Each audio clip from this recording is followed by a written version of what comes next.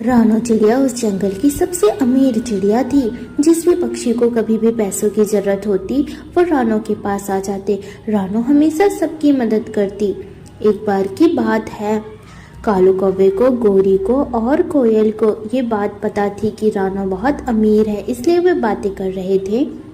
आखिर रानो का पति आकाश चिड़ा विदेश के जंगल में करता क्या है जो इतना पैसा भेजता है रानो को। रानो आए दिन सभी पक्षियों की मदद करती है पैसे दे देकर। आखिर उसके पास कितना पैसा होगा।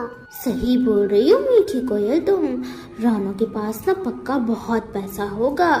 मेरे पास एक प्लान है जिससे रानो का सारा पैसा हमारा हो सकता है, अगर तुम दोनों मेरा साथ दो तो।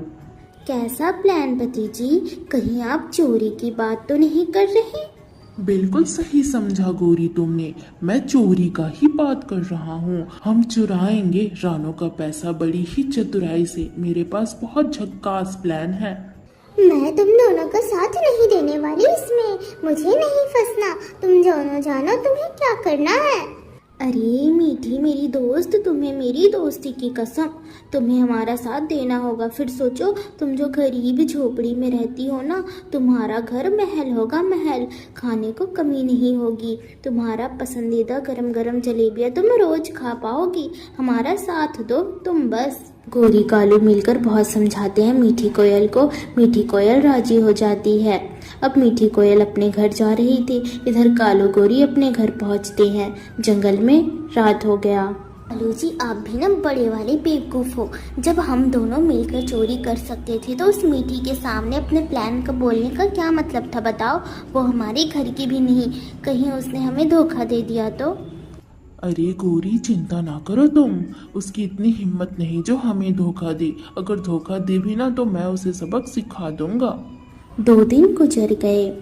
जैसे कालू गोरी ने प्लान बनाया था वैसे ही इधर मीठी कोयल रानो को अपने बातों में उलझाए रखी थी। बाहर बगीचे में दूसरी तरफ कालू और गोरी रानो के घर के अंदर घुस जाते हैं, जहाँ से वो उसके गहनों की पोटली की और पैसे की पोटली की चोरी कर कर दोनों उसके घर से निकल जाते हैं। इधर काफ़ी बात करने के बाद मीठी कोयल भी अपने घर लौटती है। जब रानो इधर अपने घर लौटती है तो घर पहुंचकर सबसे पहले वो देखती है अलमारी का दरवाज़ा खुला हुआ था, गहने गायब थे और पैसे भी। ये देख रानो वहीं रोने लगती है। वो तुरंत आकाश को फोन लगाती है और सारी बात बताती है। आकाश भी चिंतित हो जाता है। वो उसी दिन शहर के जंगल को छोड़ रानो से मिलने अपने जंगल लौटता है। अगले दिन सुबह सुबह रानो के घर पहुंच चुका था उसका पति आकाश चिड़ा।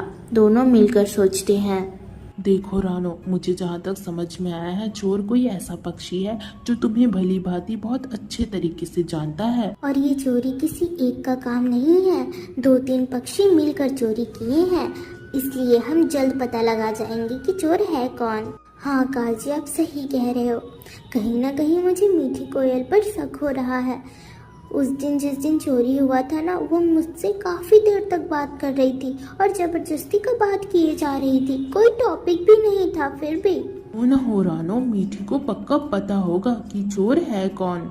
बिना समय गवाए रानो और आकाश दोनों मिलकर मीठी के घर जाते हैं, जहां आकाश ने तो बंदूक तान दी थी मीठी के बेटी के ऊपर, जो बिल्कुल मीठी जैसी नन्ही सी थी। इधर रानो पूछ रही थी मीठी कोयल से, देखो मीठी, सच सच बता दो, अगर तुम जानती होगी कि मेरे घर चोरी किसने की है।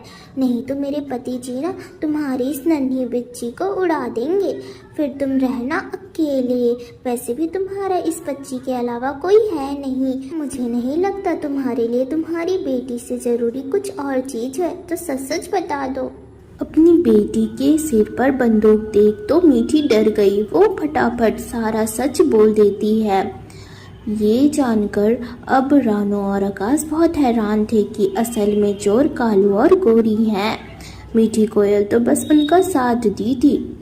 दोनों निकल पड़ते हैं अपने घर जाने के लिए। जंगल में रात हो गया। सुनो रानो, हम मीठी का नाम ना नहीं लेंगे कि उसने हमें बताया है। फालतू में गोरी और कालू फिर मीठी के पीछे पड़ जाएंगे। उसकी एक नन्ही सी बच्ची है, उन दोनों को बख्श देते हैं। हाँ गाज जी, मिठी को हम नहीं फंसाएंगे इसमें। कालू को ही उसकी किए की सज़ा मिलनी चाहिए, क्योंकि पहले भी उसने चोरियाँ की हैं। उसी वक्त रात में ही रानो और आकाश दोनों निकल पड़ते हैं। वो दोनों खिड़की के पास पहुंच जाते हैं कालू और गोरी के, जहां गोरी जो है अलमारी में नहीं जबकि एक मटके में रख रही थी उन पैसों को और उन गहनों को। ये देख लेती है रानो और आकाश चिड़ा दोनों। ये बात है दूसरे दिन की। पुलिस पक्षी के साथ रानो चिड़िया और भी पक्षियों को लेकर कालू के घर में पहुंच जाती है और इधर आकाश एक बंदूक तानता है, मटके के ऊपर पटका फूट जाता है और उसमें से गहने पैसे दिखने लगते हैं। रानो कहती है, जैसा कि आप सभी पक्षी देख सकते हैं, ये इतने गहने और पैसे ये सारे मेरे हैं। मेरे पति जी ने ये गहने मेरे लिए बनवाए थे। शहर के जंगल से उन्होंने पैसे कमा कर मुझे भेजे थे। कालू और गोरी तो कितने गरीब थे, आप सभी जानते हो। कालू ने पहले भी कितनी चोरियाँ की हैं। इसी तरह चोरी से ही ये गहने पैसे इन्होंने हमारी चुरा ली थी। ये दोनों सज़ा के हकदार हैं। रानो इतना लंबा भाषण देती है, सबूत भी सभी के सामने था। ये बात है उसी दिन रात की जहां कालू और गोरी दोनों गिरफ्तार हो गए थे। दोनों जेल में थे ज़िंदगी भर के लिए। तो दोस्तों, इस कहानी से हमें ये सीख मिलती है कि हम जैसा करते हैं उसका फल हमें ज़रूर मिलता है। जैसे कालू गोरी को अब ज़िंदगी भर के लिए जेल की सज़ा हो गई, इसलिए हमेशा अच्छे